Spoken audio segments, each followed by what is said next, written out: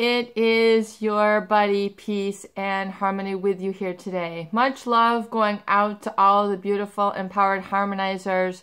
And before we get started on today's topic, I want to give a huge shout out to those of you who have recently donated and contributed to the channel. Thank you so much for your contribution and your support to help keep the channel alive. It's really viewers like you that let me know that this content is proving worthwhile and important to you. So thank you so much for stepping to the plate, letting me know that this is important and this matters to you and will help to keep me inspired to bring content that is relevant. So thank you so much. I truly appreciate that and allowing me to know and continue bringing this content to you on a daily basis. So I want to zoom in and focus in. Here we go on a great viewer question, and that was to really understand the sort of when you're down on a perpetual basis, you're distracted for a chronic amount of time, a prolonged amount of time, really in a seething hurt, depression or apathy or feeling of despondency after being in a relationship with a malignant narcissist, a psychopath, someone who has really gotten the best of you. Perhaps you've stayed in the relationship too long. You've struggled too much. You've had to try too hard to make it work. You're trying to figure them out rather than let yourself out and be free and liberated and be yourself in the relationship. In other words, you tried so hard to adapt and adjust to this relationship, and now you're feeling at your wit's end, and you don't know where to pick up, you don't know where to start, you don't know where you begin, where you end, and you're just feeling overall despondent and dejected. So to understand that depleted state is to understand the state of reactivity.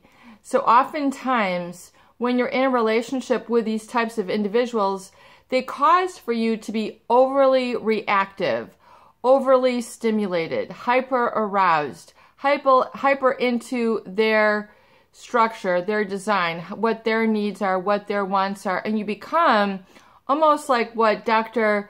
Craig Malkin of Harvard Medical School has called an echoist. So you become basically hollowed out, which kind of brings true for hallowed be thy name.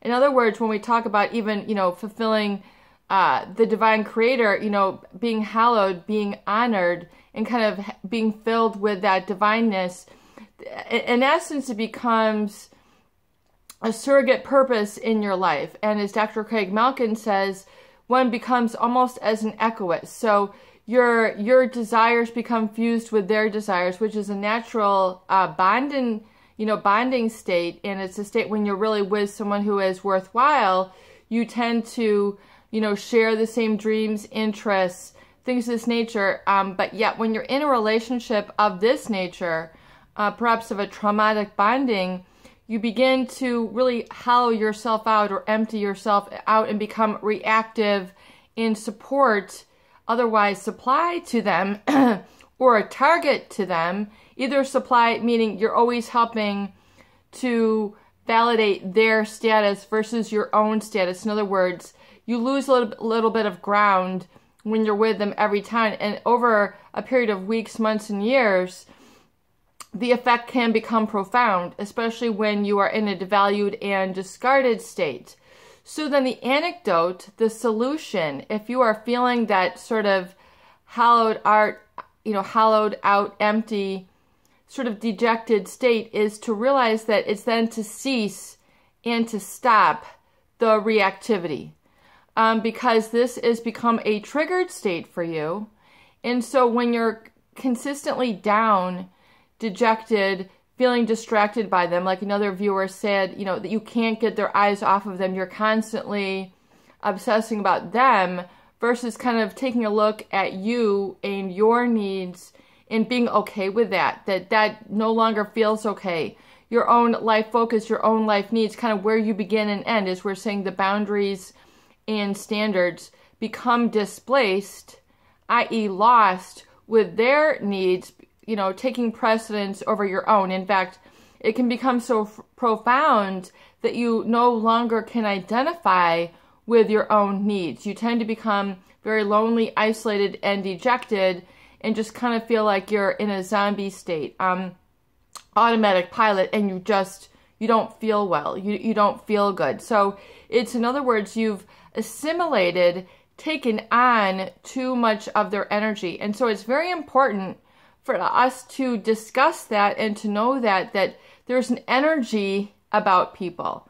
There's a peaceful energy, or a sexual energy, or a hyper energy, or a violent energy about people. And so oftentimes when you're with these individuals who are malignant, narcissistic, psychopathic, they can have a very dominating energy. Dominating meaning they want to be the boss. They want to be the boss cow. They want to be the boss man, the alpha female. And so, you are constantly relegated to second fiddle, the back seat. And you begin to, your drive then becomes to assimilate with them. So inadvertently, unbeknownst to you subconsciously, you're assimilating or taking on their needs, their interests oftentimes. And assimilating, meaning taking on your story of your life, becomes inclusive with them as an integral part. So this is where we get into the danger zone. Becomes the high risk zone, where it becomes out of balance, where, especially when your interests become too fused with theirs, to the point it's no longer healthy for you to have interests such as they do. So in other words, their interests might be in a specific music genre that is not healthy for you, a specific film genre that is not healthy for you, a certain selling out to life that is not truly authentic and right for you. So when we talk about the energy of these people, we're talking literally about an etheric emotional energies. We're talking about the emotion body, just like when you're around, just say, for example, a fight. If you were to watch like a boxing ring, you could feel the energy, the heat, almost the physicality coming off of these people, correct? So this is what I'm discussing here. So likewise, there's an energetic vibration, an energy that emanates that is akin to or in alignment with a malignant narcissist, a psychopathic, someone who is, quote unquote, trying to be the boss over others in a relationship, manipulate others. And so oftentimes, and we will talk about this in a number of ways, the psychopathic stare, where inadvertently you feel, inextricable attraction. It's just like you can't get your eyes off of them. And so this is a very important sign to see where you have become reactive. You're reacting to them. You're in a reactive state, which is not an empowered state. So you need to distinguish this. Even if you've rehearsed this, you've been doing this again and again. It's very scary because people feel like they're losing control. They are out of balance. They're off of kilter. It's not a feel-good thing. So the solution then is to identify and realize when you are in this reactive state versus an empowered state. And when you're in this reactive state, you're becoming a counter force to their force. So in other words, where they're taking you is not where you're taking you. It becomes a very sort of powerless and helpless state. And then this is what we know as learned helplessness, when it becomes very chronic. And so it can be very scary because your whole physiology, excuse me, and then it's kind of embedded itself in you. You feel a little queasy, sick to your stomach.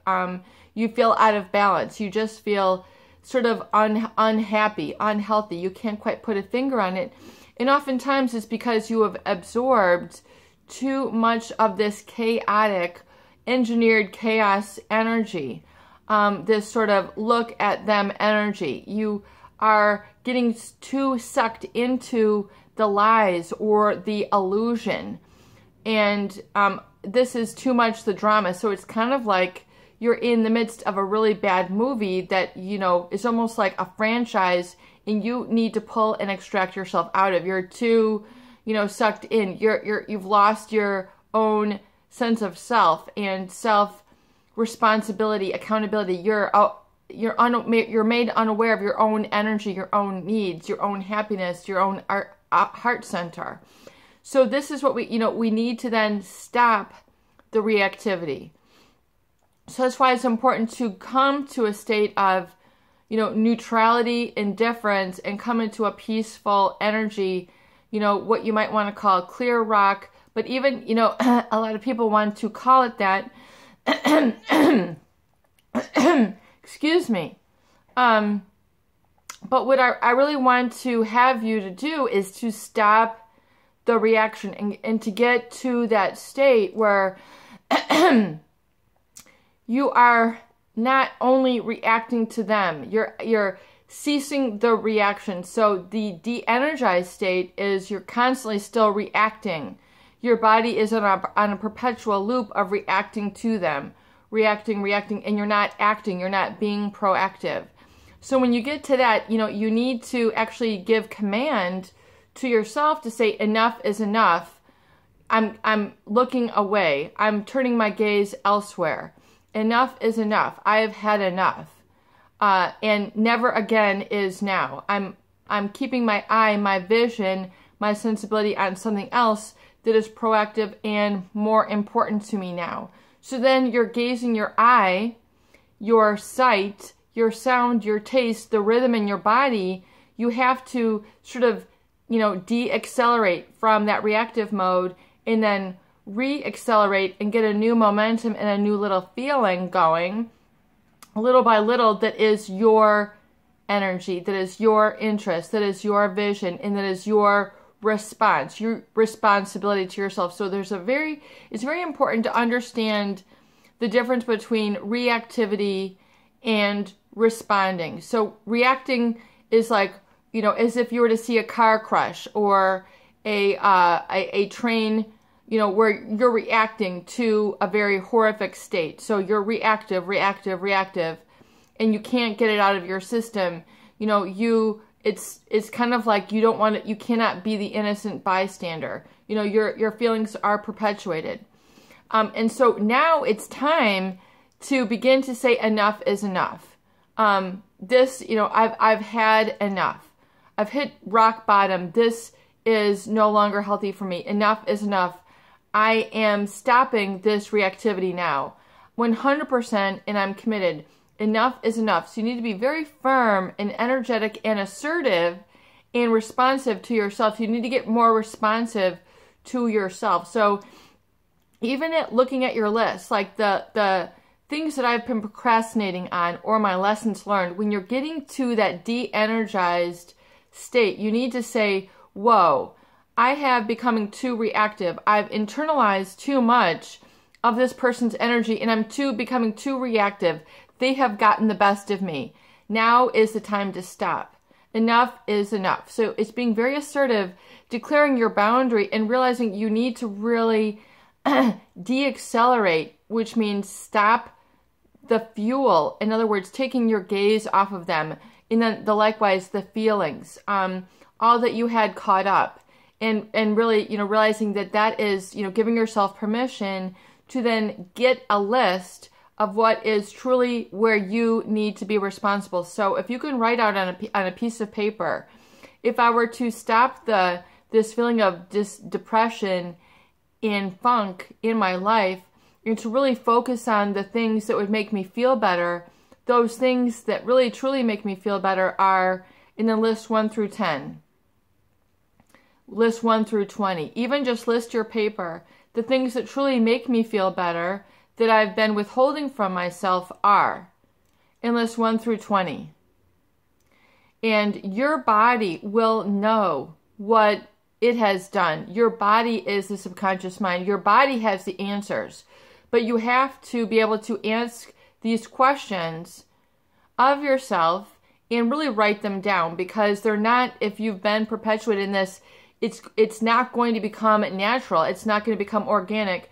You've more perpetuated the reactivity state, which is the adrenal fatigue. It's causing your body to stay in that off-kilter state. So now we need to ask questions that help illuminate that area, part of you that you have shut down, and you know, remove that negativity with being responsible for your state, or more responsive to your own needs, because this person has sort of kind of taken a hold and taken place of that for you. So it becomes an important place to reclaim that. And you might need to, you know, those other people, the key point is to know that those other people are going to test you.